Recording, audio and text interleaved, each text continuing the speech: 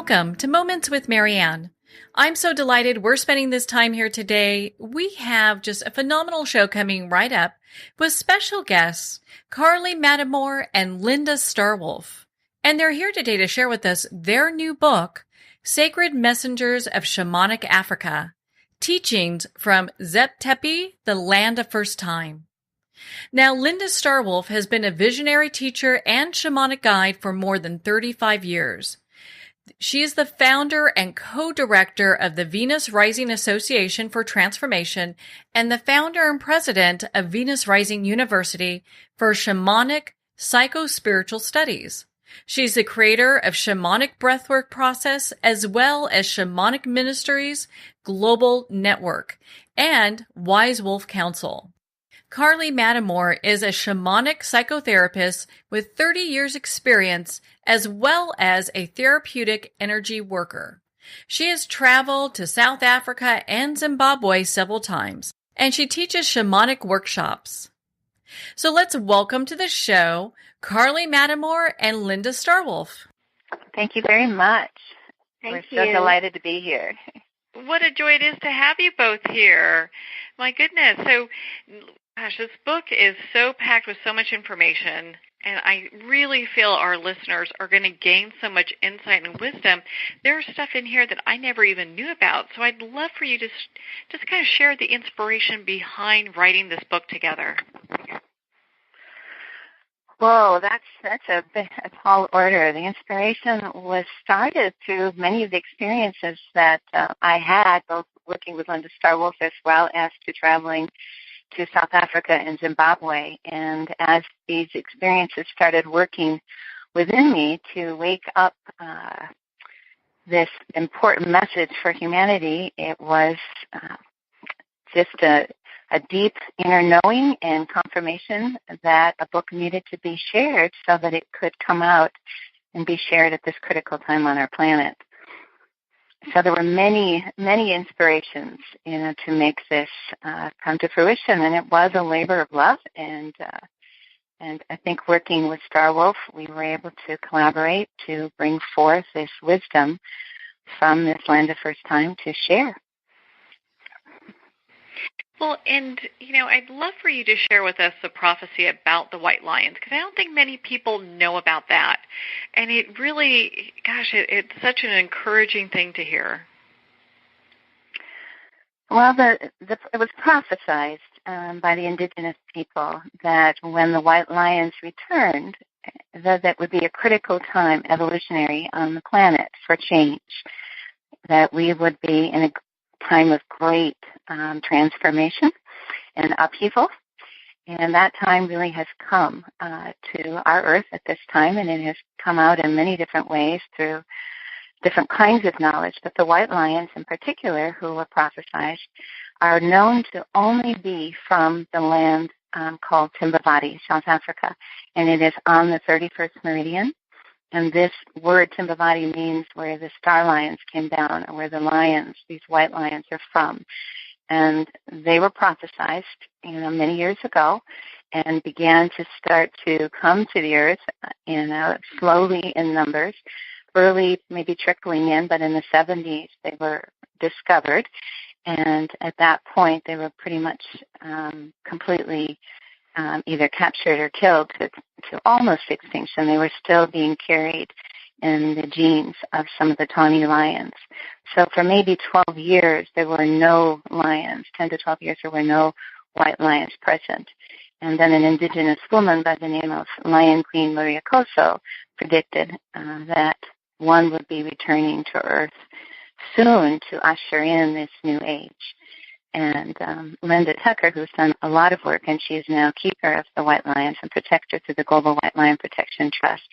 She is the one who was working with Maria Koso. And one was born very shortly after that prophecy, and it was born in the town of Bethlehem, South Africa, on Christmas Day in the year 2000. It was born, or this one lion, she was a female lion, and her name is Mara. She's given the name Mara, which means mother of Ra. And she was born in a can camp, and that industry is an incredible, horrific industry where these animals are bred in captivity for trophy hunting. So hunters can come and spend, a large amount of money, $50,000 to $100,000 to kill a lion in close captivity. And these lions are hand-raised, so that's the other interesting piece about this, is that they're hand-raised, so they are very much socialized. People come from all over the world to have an opportunity to feed the lions, these baby cubs. And these cubs are taken away from their mothers at birth and hand-raised. And then they continue to be socialized in a variety of ways until they're too big and develop too much of their wildness, where they're then placed in cages ready, for a trophy hunter to come in. So Mara was actually born in one of these canned camps, which, it's interesting because not only were they raised for hunting purposes, they were also raised for the lion bone trade, and that is where these lions are killed and their bones are ground up and sent to particularly the Asian countries for using for medicinal purposes. And there's an interesting story just in terms of that as well. But right now, this is sort of on the, politically, it's on the fence in terms of reversing some of that legal. Right now it's legal to do that, but in South Africa it's before Parliament to change that decree and to restore a relationship with lions in a brand new way. So it's a long story here. I could probably go on, and you might have some questions, but essentially Mara was prophesied to come and to usher this in. And she was born in this industry, and Linda Tucker was able to free her through a lengthy battle and courageous battle to return her to her rightful place, which is Timbavati, South Africa, where they are found. And these lions carry light consciousness. They're larger than a regular lion, and they're white because they really hold this energetic place of supporting us as we go through these changes, to step more into our lion-hearted, authentic selves, in that inner authority of truth, to be in aligned with all of the natural world, of our relationship with all sentient beings, both nature as well as humans. Mm. And couldn't we use more of that now? I mean, goodness. I mean, especially at this time in our culture, in our world, it appears that we need to have more courage, and more truth than ever before. Exactly. And this is the time, and when I speak about this, or we speak about it in our book, that this is a critical time for us to come back into a relationship with that inner authority that lies within us, that has experienced such separation, both collectively and personally in our lives, through trauma, through all the ways that we have been harmed, and not felt trust in being able to be in relationship with others. So we have compartmentalized ourselves in so many ways to shut down that part of ourselves, that integration of our right and our left brains, or our feminine and masculine qualities, our intuition and our authority, our focus and our drive. So how did Cecil the Lion, how did that impact what's going on within the region? I mean, there was such a huge outcry all over the planet in regards to what happened to him. I think Cecil had a contract, so to speak. I mean, this is a lion out of so many different lions that have been, killed in these kind of situations, either through trophy hunting, through illegal hunting, or in can camp industries. But this particular lion came at a time, and it was interesting that it came during this. I think it was very close to the Lion's Gate, which is an astrological connection to the sacredness of lions. And it was timing. It was absolutely timing. And there were so many things going on in the world that people might have felt incredibly helpless and hopeless about, that not knowing how to make a difference in the world. And when this occurred, it's like it was the tipping point. And this incredible Leo lion, Cecil, held that in this place because he was known. People had a relationship with him. And as the news spread across the internet, and across the world, it was like it caught people's hearts. It activated, I think, something inside of them that he energetically was carrying this vibration to say the time is now for us to stand up into this courageous, lion-hearted, and really it's about being in the heart and activating our own hearts in the deepest, profound way with love and compassion, as well as the strength and this power and this connection to what is sacred. And, our relationship with all of life, lions are the apex predators. And so if everything is in balance beneath them, that shows and honors the respect for the natural order of life. Yeah, I mean, I know it touched me, and gosh, and it's interesting to feel how that touched so many people, the news of that, and just the outcry of what's gone on since then. But, it's very encouraging to hear that was probably a soul contract to kind of make us more aware of what's going on here. Yeah. And I feel that, when those kinds of things happen and the world is activated, in such a way to make a difference, and there were so many things that kind of unfolded, it's like the rippling effect. People began to step up into remembering. Airlines began to, to ban trophy hunting parts. Some of them actually put that out there and stood up to make a difference. There were many ways that it showed up across the planet. And then the undercurrent or the belly of the shadow, as we might call it, the old paradigm holders, their one last stab at trying to hold on. Whenever there's a big shift going on, there's always these opposing forces. And that old paradigm wanting to hang on to the status quo because it brings fear of loss of power, fear of loss of control, or fear of whatever might happen if we move into this brand new place. And that's where it's like the pendulum is shifting now. We see that a lot of those things kind of went underground again. They were taken away from us as this new wave of energy has to gather to begin to shift things back into this, it's like this place of in between. We have this potential, and it's time now for us to gather that leadership, that inner leadership of love and fierceness to make these changes, to come into right relationship. Oh, of course. And on that note, when we talk about right relationship, Tepe, it's talked about as the land of first time. What does that mean for our listeners that are new to this information? I want them to get a really good understanding of what this means. Well, the land of first time means, and then this is it's understanding that we are a microcosm of a macrocosm. And that, when we look at the bigger picture of our world, we can see the earth as a living, breathing organism, that Mother Earth herself. I mean, she has a heartbeat. I think even in space, they can actually see her taking her breaths.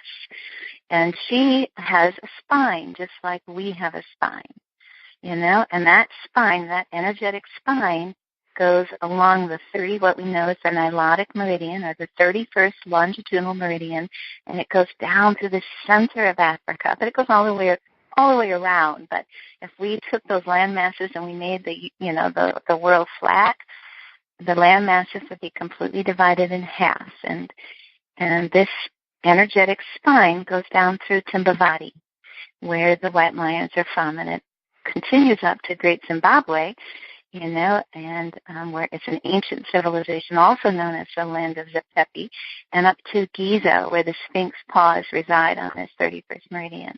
This is the pulse of the world, and it's Earth's energetic spine, and it's where humans are said to have first evolved, and we are finding evidence through DNA collection of some of these ancient people, and more is discovered, as time goes on, that this is this is where we all came from. Our DNA all traces back to this time and this place. And this meridian, connects also with the Milky Way. So we have this old saying this, just coming back into our consciousness as above, so below, that everything is a reflection of everything. So the Milky Way galaxy and these stars above us shine down onto this 31st meridian, and then it also goes underground and connects with this ancient land below us, which is this golden meridian, where most of the resources, the gold, as well as many other what we refer to as this, the diamonds and all of these sacred stones and rocks are also along this meridian. And where this trauma first occurred is where that first separation occurred, not just with the earth, causing great trauma, but in each of us. Every time that we have experienced some trauma, we have separated. And this is where the work with Star Wolf comes in so beautifully, because through her shamanic breathwork process and the teachings through the shamanic healing initiative process, we ourselves can work on our own energetic meridians. This, our spines are a representation of, this 31st meridian. And when we heal this separation that exists in our own physical bodies, through whatever way we choose, but shamanic breathwork is a powerful way, and I write about it in the book and, share with it all the amazing ways that it awakened, me to different dimensions and understanding of the ways that I have shut down in my own body through trauma and created more dense, heavy energy inside of me as a protection for these traumas that occurred. And it's not just traumas from our own lifetime, it's traumas that we've experienced in our lineage through our families, and we also know that we carry the collective in us as well. So when we do the work of healing our own inner selves, we're healing our own land of Zeptepi and beginning to affect change in the, energetically on our planet. So this land of Zeptepi is the land the first time where we all originated from, and to understand that there's a deep connection to both the cosmos as well as, the earth itself, Mother Earth, and that we hold both earth and stars inside of us. We are both, and we are remembering that divinity, and we are, understanding that we've come here to be these incredible earth beings here. Doing our work to remember our interconnection with all of life, with the sacredness of everything, trees and, animals and, insects. Everything has a sacred purpose. Everything comes here, with, a blueprint, that we all are connected with in terms of our DNA. Well, and to kind of touch on that, you talked about shamanic journey. Star Wolf, what does a shamanic journey with you look like, so our listeners can really grasp an understanding of that? Marianne, the shamanic breathwork journey is it's something that can be modified in a lot of different ways. In fact, I was just explaining to someone yesterday who wanted to do the training and was asking about how to become a shamanic breathwork facilitator and wanting to know how long it would take. And I was saying, well, it depends on how deep you want to go. I've done shamanic breathwork journeys in bookstores with books in the past, and especially with my shamanic breathwork books, where I would go in and talk a little bit about it and then have people sit in the bookstore and close their eyes and do just some deep breathing to some evocative music and let their minds, heart, souls just kind of wander, if you will, and to go into that breathing space and into an inner journey.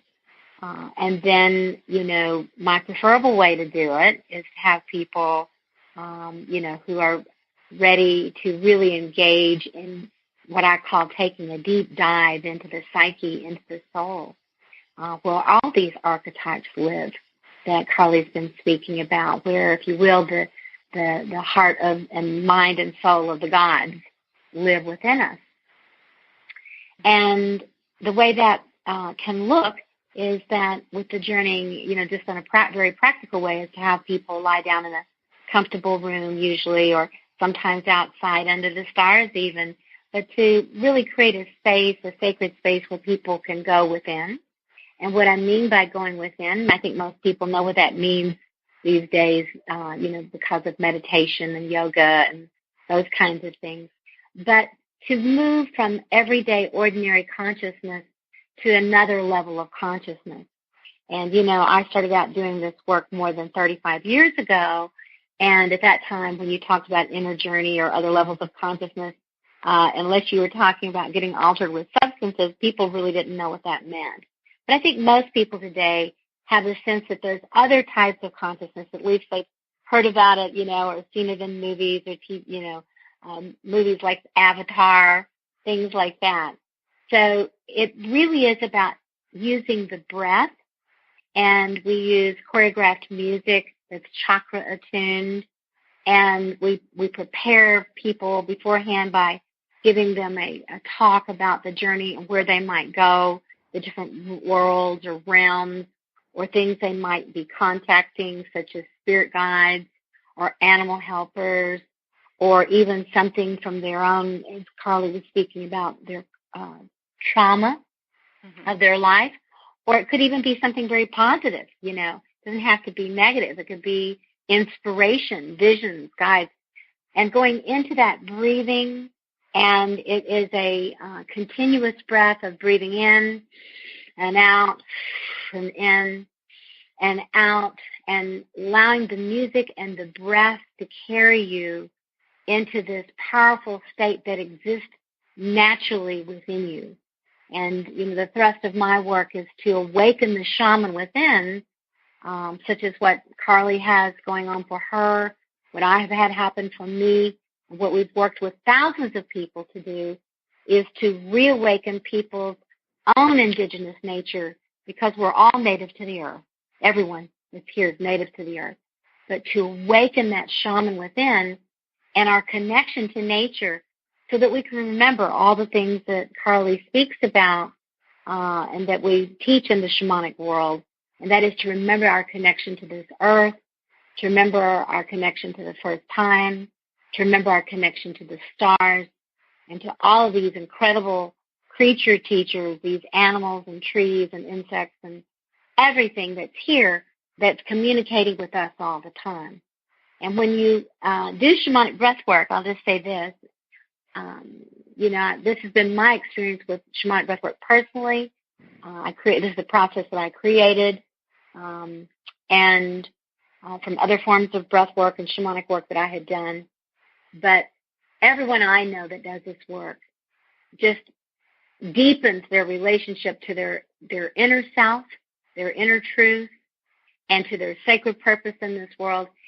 And they cannot help then but care about this planet and form a deeper connection to the world. So I believe that we're in shamanic times, and what Carley was speaking about the return of the white lions. There's also the return of the white buffaloes, the return of the white bears, not the polar bears, but actual white bears.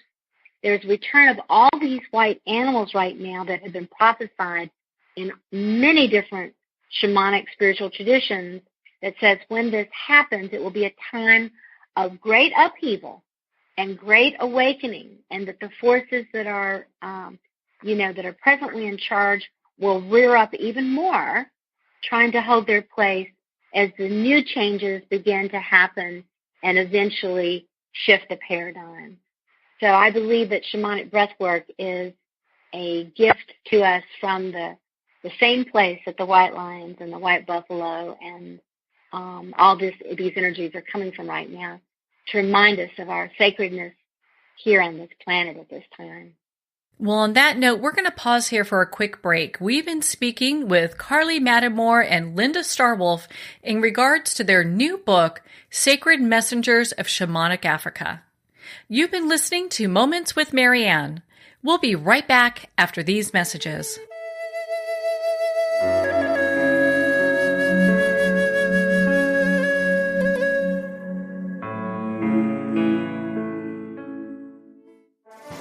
Internationally recognized and award-winning author Judy Goodman works and teaches outside the box of limited thinking. Working with people from every walk of life, her goal is to empower you to be the best you can be, no matter what the challenge is. Born with the gift of seeing beyond our normal vision, she has an extraordinary gift of working with every challenge. Teaching beyond conventional wisdom, her work is described as life-changing. Visit judygoodman.com. That's judygoodman.com.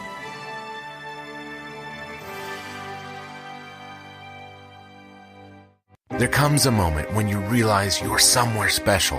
When you discover that each beautiful creature that you see has been rescued from a life of absolute horror and brought to this incredibly free place. Here's where their lives were forever changed and where yours will as well. Discover over 500 tigers, bears, and lions at the brand new visitor center at the Wild Animal Sanctuary just outside Denver. For more information, visit wildanimalsanctuary.org. Discover true freedom at the Wild Animal Sanctuary. Have you ever had the sense that your thoughts might actually be doing something? Ancient secrets of manifesting have been masterfully revealed in the award-winning book Manifesting 123 by Ken Elliott. For the first time, the author's experiences and stories in this book describe exactly how your thoughts can create anything. You've been doing this all your life, but it's never been fully explained for you until now. Visit manifesting123.com for more information today. Manifesting123.com.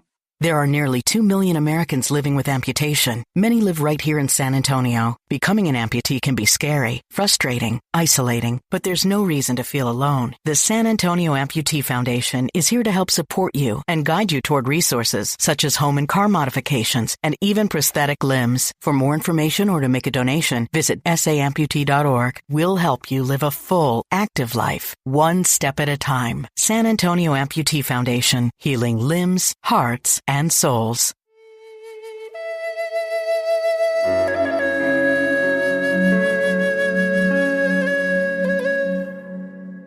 Welcome back to Moments with Marianne. We've been speaking with Carley Mattimore and Linda Starwolf in regards to their new book, Sacred Messengers of Shamanic Africa, Teachings from Zetepi, the Land of the First Time. Now, before we went for a break, we were talking about the hope that your book brings.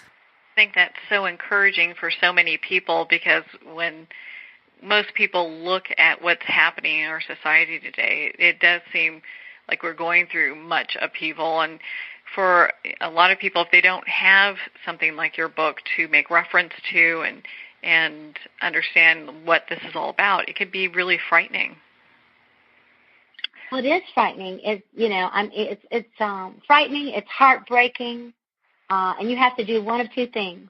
You either have to amp up your heart and turn it on either bigger, or you have to turn it off completely.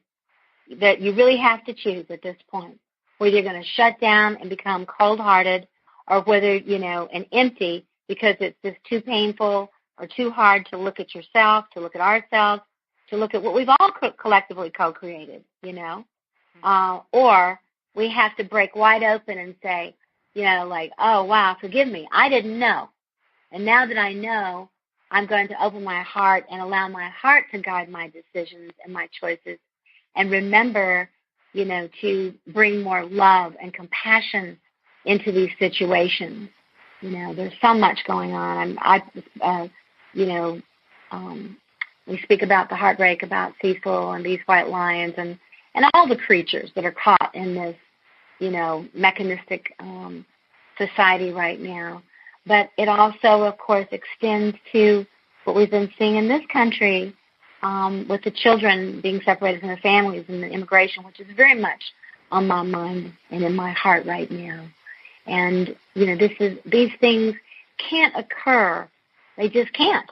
They cannot occur when our hearts are fully turned on and connected with our mind and our actions.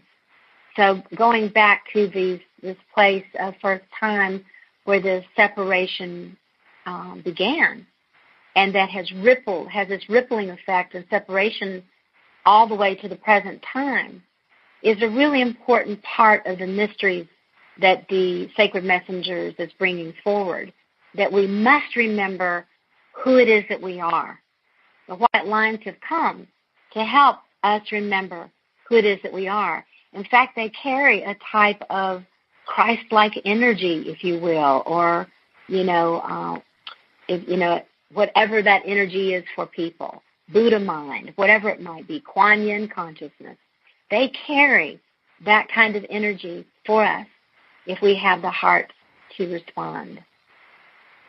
Do you feel a lot of that is, with the prophecy, is also Mother Earth in her attempts to heal herself from all the pains and all the wounds that have taken place, over the generations? I can go ahead and speak into that a little bit. I definitely feel that Mother Earth is in that place, just like we are in that place. That is the microcosm and the macrocosm. And she is displaying this by all the ways that she is in upheaval, through the violent, weather that we've been experiencing with the earthquakes and the activation of the volcanoes and the fires and the floods. All of these elements right now are being activated on our planet in a huge way to support these changes. I mean, it feels chaotic and it's intense and it's scary and it can really create a lot of fear in folks.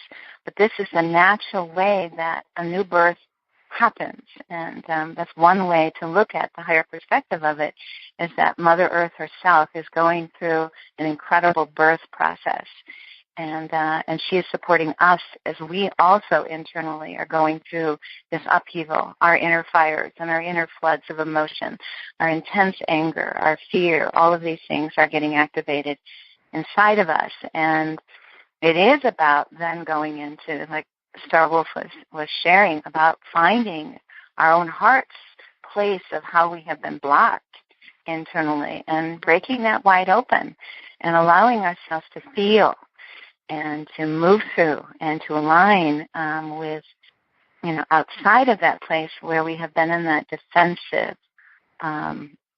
place of either, shutting completely down in victimhood, or acting out, as a bully. Trying to take control and, abuse others through our attempts at trying to quell the fear that's inside of us. And so when we can find our way back home to that center and to filter it all through our hearts, we can keep check on ourselves and say, okay, where am I coming from this? I want to do something, and I know, for me as well, when I think of doing something, I think of those children being separated from their parents, and the parents being separated from their children, and how that has really touched the core, because we can all experience the devastation of that and what that means. That separation hurts so bad that will, and it is cracking us open to feel. And when we feel, then we can say, what is it that I can do? That is a part of my own sacred activism, because we each carry something different. But, this is the time for us to step forward as sacred activists of the heart, to initiate. Maybe initiate's not quite the word, or maybe it is, to reinitiate that inner warrior inside of us that isn't about, killing another or, using, more destructive means, but about using compassion as well as a deep understanding of how we can affect change at a grander level, and doing our part, because that's the key, is how do we recognize our own true, authentic peace, because we each carry an important ingredient. We do not have to copy another. And I think many of us grew up, myself included, of seeing myself in another. And sometimes that other can be an inspiration of, actually most of the time, whatever we see in another and try to duplicate, it's really important to actually look back at yourself and to think, how am I like that person? And how can I bring that more fully into my own psyche, to step forward in that aspect of myself that I am growing. That is my, my soul truth, is to be in relationship with those energies within myself and whatever I'm called for to do right now. And it might be simply writing letters and calling your senator, or, It might be doing groundwork. It might be doing shamanic breath work. It might be saying hello to your neighbor that you don't know because you've been disconnected and isolated, like many more neighborhoods are. Yeah. And how true is that? I mean, we can all use more connection. And your book, Sacred Messengers of Shamanic Africa, really invite the reader to be more connected with everything and everyone. It's the planet, the stars, the animals, the people we share the planet with. I mean, it's an invitation for that. Exactly. It really is. And as you open up more, you begin to see the sacred in everything. And and more we are getting information that allows us to see the sacred in everything. We are posting videos on animals that are showing cross-species communication and showing compassion, and intellect. And, we're understanding that trees have a heartbeat and they communicate with each other, underground, and have friends. Some that they're more in relationship with than others. We are influenced by the stars. We understand more and more that this, as the stars move and the planet rotates, we are affected by these things, whether it's a full moon or a new moon or any of the rotations of the moon. We are in relationship with nature. And as Starwolf mentioned, we are awakening that indigenous knowledge that's within us that has been so compartmentalized and shut down that we have forgotten that everything has a language and that everything is sacred. And we can learn from these other. We can learn from the other, whether it's another human, or an insect, or a bird, or the trees, or the stars. Everything has a vibration, and we, as we grow and evolve and begin to awaken that remembrance, we establish a new communication channel. We open to remembering that we understand that language. That's so beautiful. The vibration. Yeah, because that's, whether people realize it or not, their souls are longing for that, to have that connection and to be in a place where they can, let's see if I can find the right words for this, but really just be in unison with the planet and everything around us. And it's interesting when we see these things that trigger these deep feelings in us. Maybe, we've been talking about the children that have been separated from their parents, their mothers, and that is heartbreaking. No child should ever go through that. We think about child abuse or other injustices in the world. What is that really saying to us on our spiritual journey? I think that it's saying to us right now that when we see these things and we're triggered by them, once again, that we either have to respond or react or shut down. I don't think that we can just remain neutral. And a lot of people want to numb out. Before I was a shaman, I was a therapist for many years. I'm still a licensed addictions professional. And, I see the rise in addiction. I mean, there's a lot of people who have found their way through to recovery. But the rise of addiction is rampant. And that's not just addiction to substances. It can be addiction, to social media. It can be addiction to pornography. It can be addiction to food, to whatever. But as that happens, people really come to a place of having to open their heart and say, I'm willing to do my own inner healing. Otherwise, I cannot respond to the world. Because when we see things like children being separated, or when we see things like the Me Too movement, we realize just how much abuse has happened on this planet. I live just 15 minutes away from Cherokee, from the place where the Trail of Tears happened. I'm getting ready to go to Peru next month and to take in October, actually, and take a group to Peru. And we know what happened in South America and Peru and places like that were conquered and people were slaughtered and lost their customs and their ways and forced to take on a foreign religion and all of those kinds of things. This is not something that's new. It's been going on for a long, long time on this planet.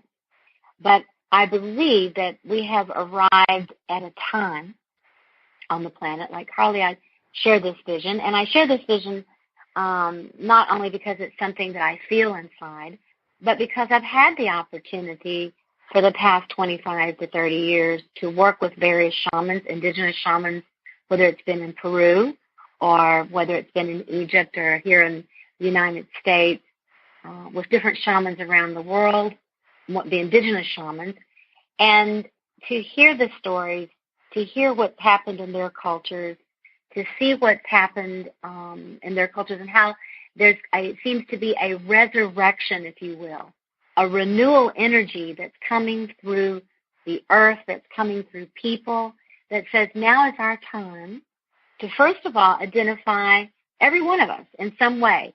Me too. You know, I too have been separated in some way or abused in some way. Religious abuse. Mm-hmm. You look at the news of what's happening in religion right now with all the sexual abuse that's been happening in religious societies.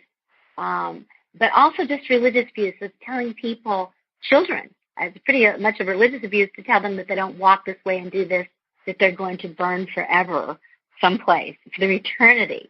That's called religious abuse. We call it, religion, but it's religious abuse.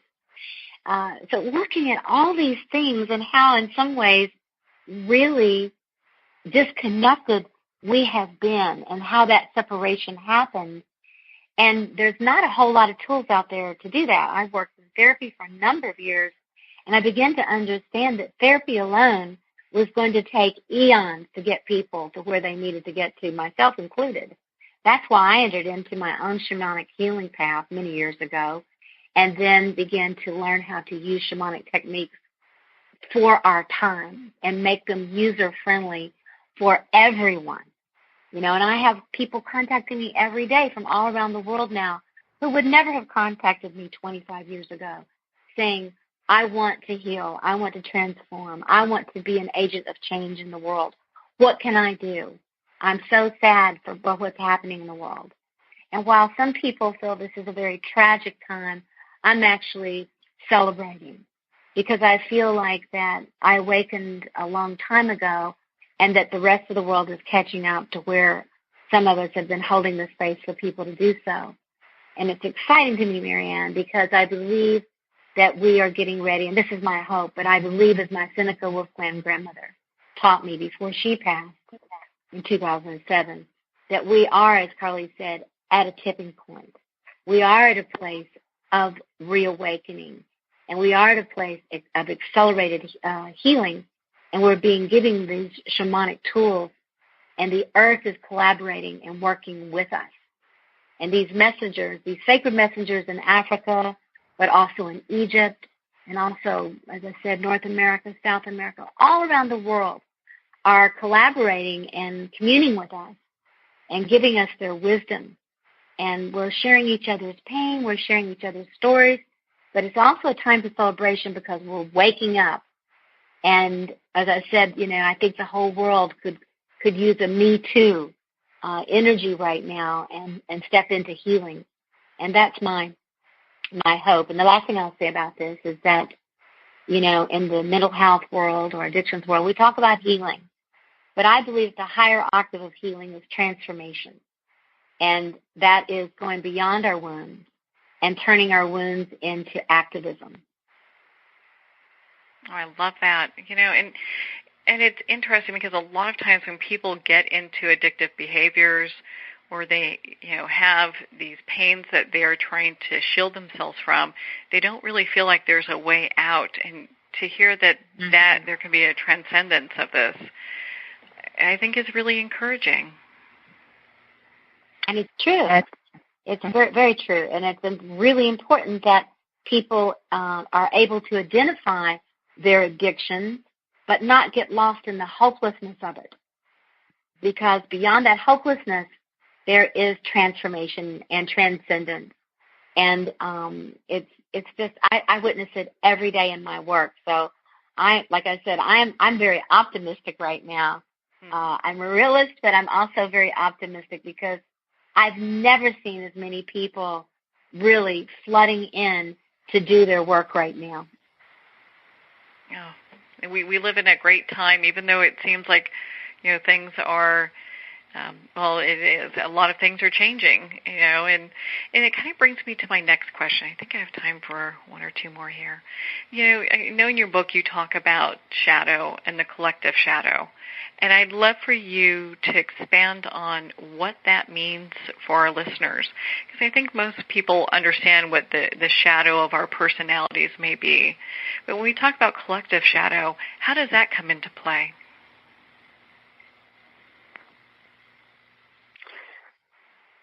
The collective shadow is, I think that part of the understanding is that when we have shadows, and I think you're right. I think, Marianne, most people are starting to understand a little bit about what shadow might mean. A shadow is all of those places within us that we had to shut down, as a child, and when we shut different aspects of ourselves down, it goes into the unconscious, and we're not even aware it's there.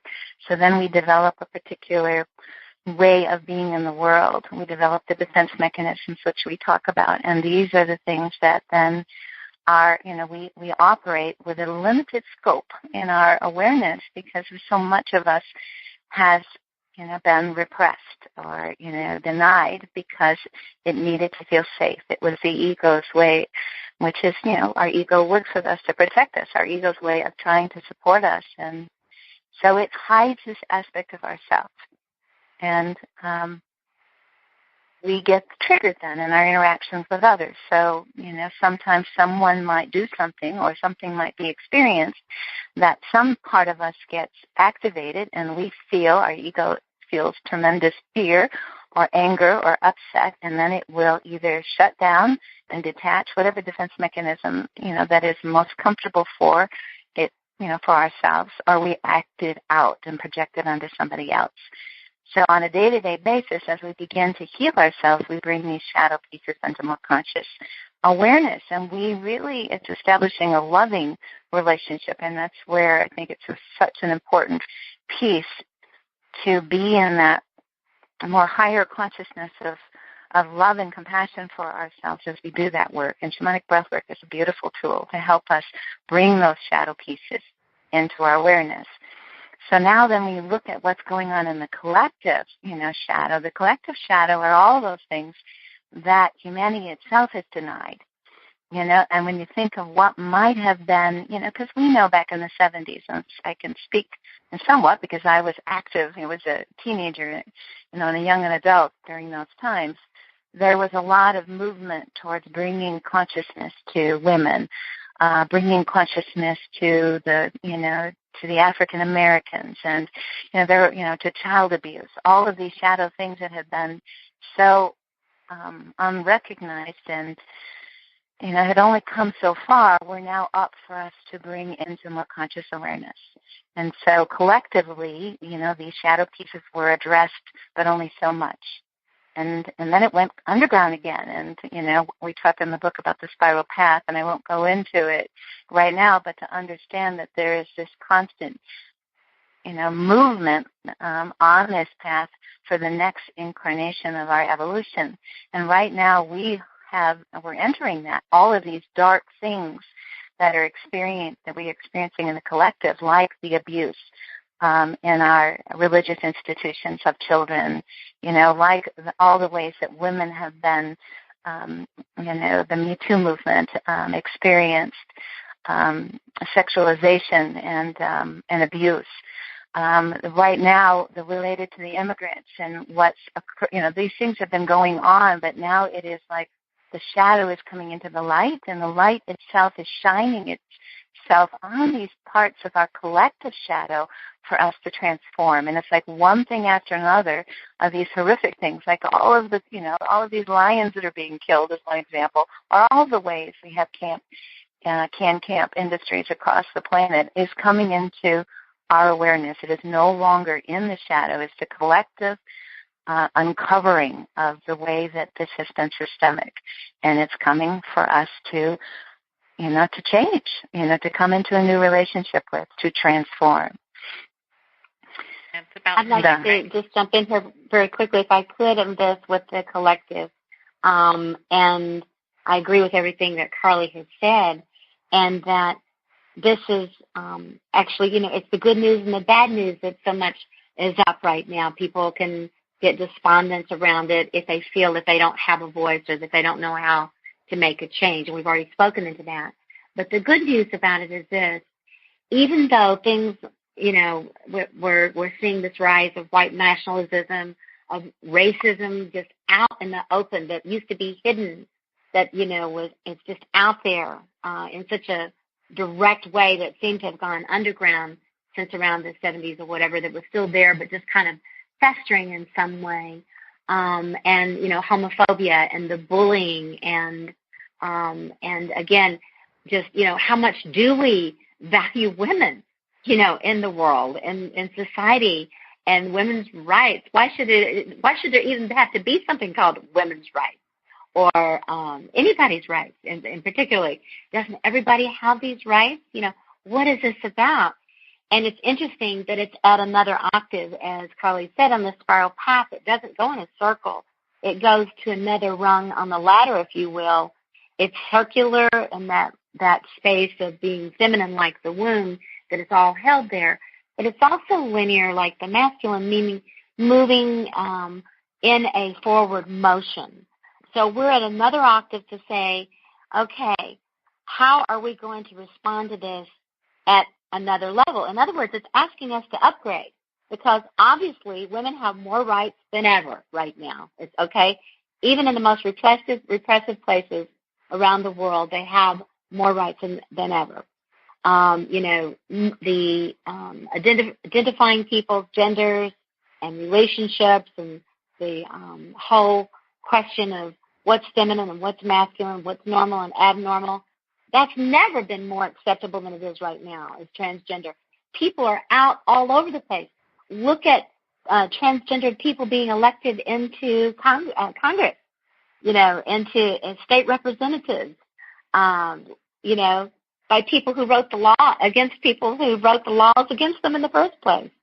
Look at the woman in New York that just won there. There's so many things that are changing.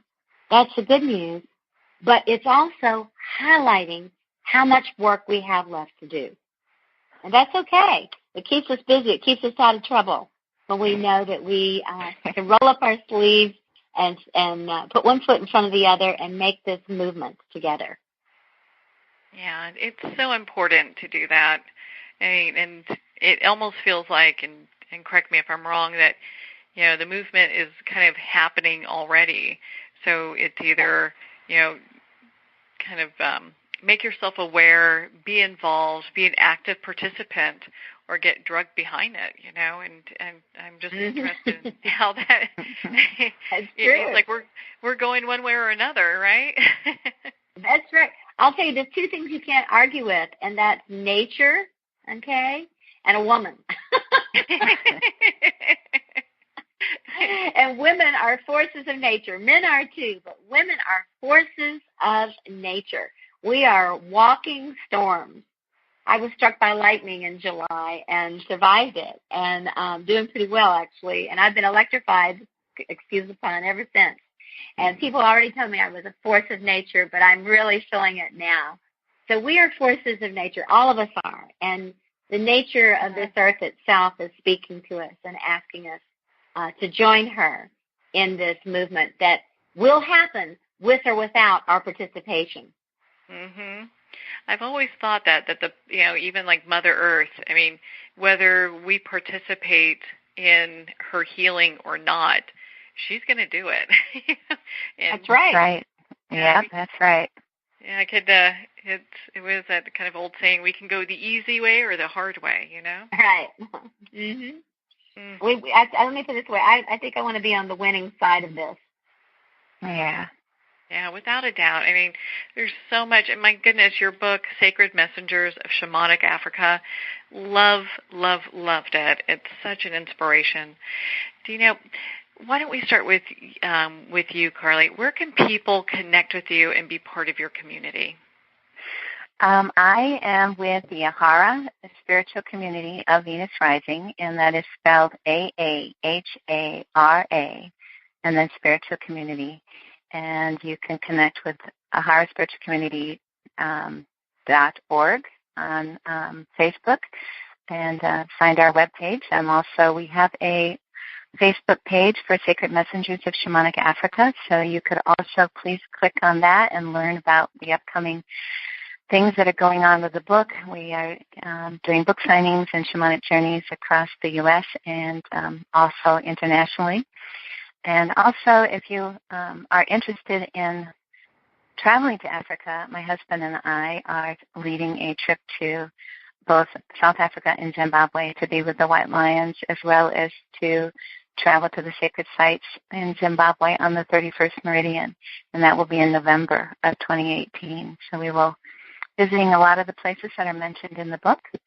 So those are, some ways to get a hold of me. I'm also at the Healing Arts, the Heartland Healing Arts Center here in Springfield, Illinois. You can find me there as well. Oh, perfect. And Starwolf, where can people connect with you and be part of your community? Well, I have a retreat here in the mountains of western North Carolina outside of Asheville, and I have 5 elemental temples here, and I'm Venus Rising, I guess you could say the mothership, where we train people to become shamanic breathwork practitioners. We train people to become shamanic ministers and ordain them, and we actually create and birth congregations such as the Ahara community that Carley and John, her husband, run in their area. And we have several of those congregations around the country and some around the world now. And if you go to shamanic-breathwork.org, that's my website, you can click on the events page and see a lot of things happening.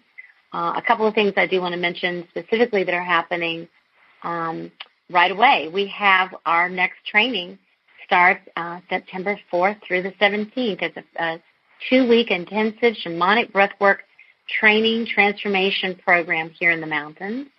And we'll be doing that again in Sedona in the springtime in March. And we'll be doing it back here again, training in May of next year. We do have one in Bali, but that's already sold out in December. So that we do trainings a lot of different places. We also have a journey where we're taking people to Peru, and that trip is almost full, and we're taking people to Peru for 2 weeks to go on a journey there. So we have lots of things besides our trainings, but those are the big things coming up right away. Oh, sounds so exciting, and I know they can look at your books that you have there on your website as well. And, of course, Sacred Messengers of Shamanic Africa. It's available at Barnes & Noble, Amazon, and all major retailers. Carley and Starwolf, thank you so much for taking the time to be on the show with us here today. Well, thank you, Marianne. It's been a delight to spend time with you and also to connect with Starwolf. I'm in Springfield, Illinois, so it's nice to hear her voice as well. Yes, thank you, Marianne. I really appreciate the work that you're doing. We're all doing this together, and that's really exciting. And I love doing this work with Carley. She's an amazing teacher and sister of mine. Thank you both again so much. It's been such a pleasure to talk with you in regards to your new book, Sacred Messengers of Shamanic Africa. Well, we're at the end of our time today. I would like to thank everyone for tuning in. You've been listening to Moments with Marianne. And remember, make every moment count.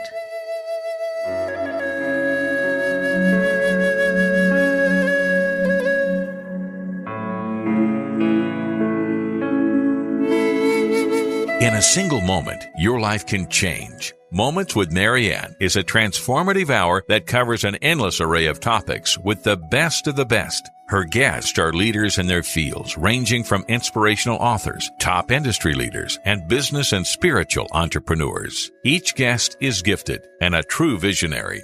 A recognized leader in her own work, and while teaching others to develop, refocus, and grow, Marianne will bring the best guest and sometimes a special surprise. Don't miss this. You never know just which moment will change your life forever. Moments with Marianne airs every Thursday, Friday, and Sunday at 8 p.m. Eastern, 6 p.m. Mountain Time. Make sure to tune in and visit momentswithmarianne.com for more information.